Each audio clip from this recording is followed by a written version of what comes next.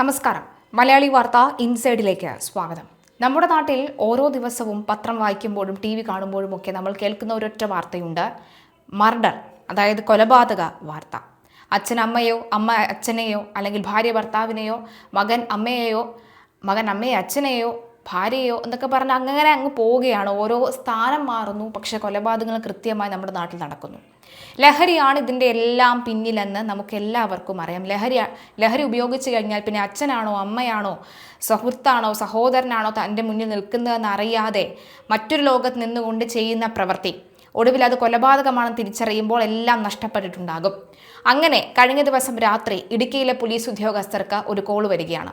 ആ കോളിൽ നിന്നും വ്യക്തമായിട്ടുണ്ട്, അത് ഒരു നിസ്സാര കോളല്ല, നെടുങ്കത്തെ ഒരു വീട്ടിൽ സംഭവിച്ച ഒരു കൊലപാതകത്തിൻ്റെ വിവരണമായിരുന്നു. ആ കോളിൻ്റെ അങ്ങേ തലയ്ക്കൽ ഒരു വികാരി അച്ഛനായിരുന്നു. അദ്ദേഹത്തിൻ്റെ ശബ്ദം ഇടറിയിട്ടുണ്ടായിരുന്നു. ഈ വാർത്ത കേട്ട് ഓടിയെത്തിയ ആ പോലീസ് ഉദ്യോഗസ്ഥർ ആ വീടിനകത്ത് കണ്ടത് ഞെട്ടിക്കുന്ന ദൃശ്യങ്ങളായിരുന്നു. ആന്തരിക അവയവങ്ങൾ പുറത്തു വന്ന് 53ഉം 55ഉം വയസ്സ് തോന്നിക്കുന്ന പ്രായത്തിലുള്ള 2 മൃതദേഹങ്ങളാണ് ആ വീട്ടിൽ ചോരയൊലിച്ച് കിടന്നിരുന്നത്. അതിനടുത്തായിട്ട് കൊന്തയും പിടിച്ച് ജപിച്ചുകൊണ്ടിരിക്കുന്ന മകനെയാണ് കണ്ടത്.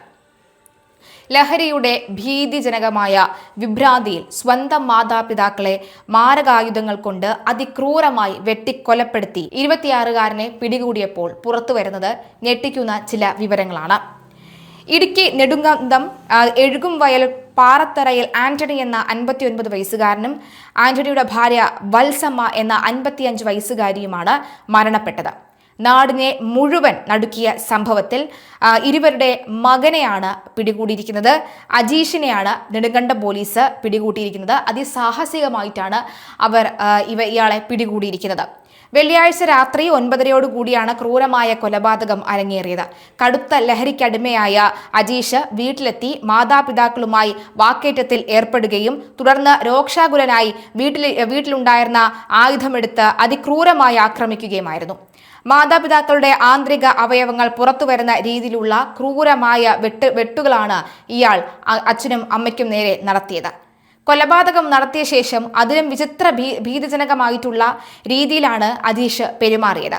രക്തത്തിൽ കുളിച്ചു കിടക്കുന്ന മാതാപിതാക്കളുടെ ദൃശ്യങ്ങൾ സ്വന്തം മൊബൈൽ ഫോണിൽ പകർത്തിയ ഇയാൾ ഈ വീഡിയോ വിദേശത്തുള്ള തൻ്റെ ഒരു ബന്ധുവിന് അയച്ചു കൊടുക്കുകയായിരുന്നു. വാട്സപ്പിലൂടെയാണ് ഇയാൾ ഈ ദൃശ്യങ്ങൾ അയച്ചു കൊടുത്തത്. നടക്കുന്ന ദൃശ്യങ്ങൾ കണ്ട ബന്ധു ഉടനടി തന്നെ വിവരം അറിയിച്ചത്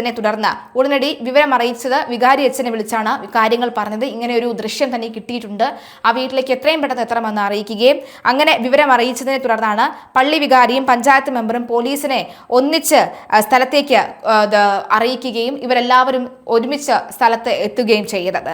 എന്നാൽ സ്ഥലത്തെത്തിയ നാട്ടുകാരെയും പോലീസിനെയും ഞെട്ടിച്ചുകൊണ്ട് ചോര പുരണ്ട കത്തിയുമായി അക്രമാസക്തനായി നിലയുറപ്പിച്ചിരുന്ന അജീഷിനെയാണ് ഇവർ കണ്ടത്. നാട്ടുകാർക്കും പോലീസിനും നേരെ ആയുധം വീശിയാണ് ഇയാൾ പ്രതികരിച്ചുകൊണ്ടേയിരുന്നത്. അജീഷിനെ ഏറെ പരിശ്രമിച്ചിട്ടാണ് പോലീസ് കീഴ്പ്പെടുത്താൻ നോക്കിയത്. ബലപ്രയോഗം അവർ നടത്തേണ്ടി വന്നു. ഉന്തും തള്ളലും ഉണ്ടായി. ഒടുവിൽ അജീഷിനെ കീഴ്പ്പെടുത്തുകയായിരുന്നു. കീഴടക്കുന്നതിനിടയിലും ആയുധം പിടിച്ചുകൊണ്ടാണ് ഇയാൾ ഇരുന്നത്. ഇയാളുടെ കയ്യിൽ മുറിവേറ്റിട്ടുണ്ട്, ആഴത്തിലുള്ള മുറിവാണ് ഏറ്റിരിക്കുന്നത്. പ്രതിക്കും പോലീസുകാർക്കും പരിക്കേറ്റിട്ടുണ്ട്.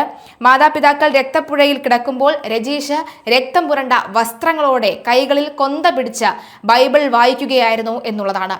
മാതാപിതാക്കളെ താൻ ദൈവത്തിനടുത്തേക്ക് പറഞ്ഞയച്ചിരുന്നു.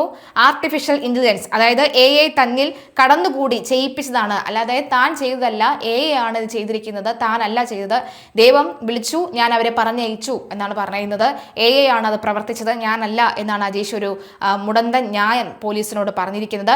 ഇയാളിത് അഭിനയിക്കുന്നതാണോ അതോ ഇയാൾ ശരിക്കും ശാരീരികമായി മാനസികമായി ബുദ്ധിമുട്ട് അനുഭവിക്കുന്നുണ്ടോ എന്ന് ഇനി വരുന്ന പരിശോധനയിൽ മാത്രമേ അറിയാൻ സാധിക്കുകയുള്ളൂ.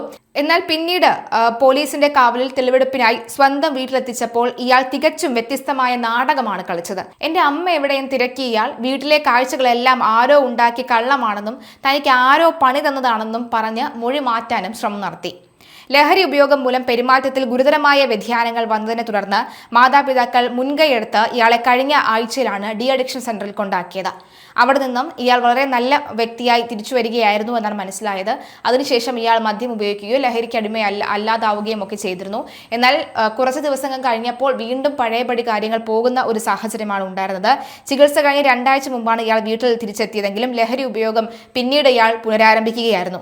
ലഹരി മരുന്നുകൾ തലച്ചോറിന്റെ പ്രവർത്തനത്തെ സാരമായി ബാധിച്ചതാണ്, ദൈവിക സന്ദേശമാണെന്നും ആണ് ചെയ്തതെന്നുമുള്ള ഭ്രാന്തമായ തോന്നലുകളിലേക്ക് പ്രതിയെ എത്തിച്ചത് എന്നാണ് സൈക്കോളജിസ്റ്റുകൾ അടക്കമുള്ളവർ പറയുന്നത്.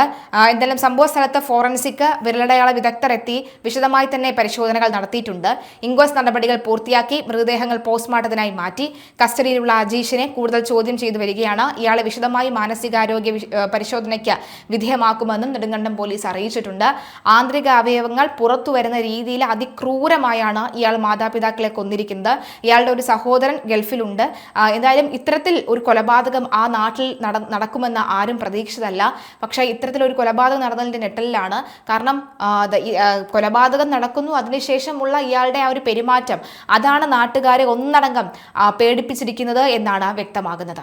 ഈ പ്രദേശം ഇതുപോലൊരു സംഭവം ഇതിനു മുമ്പ് ഉണ്ടായിട്ടില്ല. ആ നടുക്കത്തിലാണ് ഈ പ്രദേശവാസികളും ഈ ഞങ്ങൾ ഗ്രാമപഞ്ചായത്തും എല്ലാം.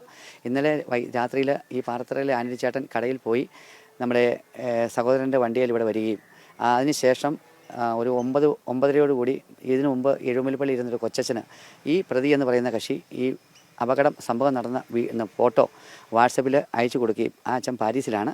ആ അച്ഛൻ അന്നേരം തന്നെ എന്തോ ഒരു അപകടം സംഭവിച്ചിട്ടുണ്ടോ ഇല്ലെന്ന് മനസ്സിലാക്കി ഇവിടുത്തെ വികാരിയച്ഛനെ ഫോട്ടോ അയച്ചു കൊടുത്തു. അച്ഛൻ ഞങ്ങളെയൊക്കെ വിളിച്ചു. കൊച്ചച്ഛനെ, ഞാൻ എട്ടയിലാണ് താമസിക്കുന്നത്, ഞാൻ ഇരട്ടയാറ്റി തന്നെ തന്നെ വിട്ടുപോന്നു. കൊച്ചച്ഛനെയും കമ്മിറ്റിക്കാരെയൊക്കെ വിളിച്ചു കൂട്ടി. ഇവിടെ വന്നപ്പോൾ അവൻ ബൈബിൾ വചനം പറയുകയും ബൈബിൾ വായിക്കുകയും ദൈവം അവരെ എടുക്കാൻ പറഞ്ഞു, അവരെ പറഞ്ഞയക്കാൻ പറഞ്ഞു.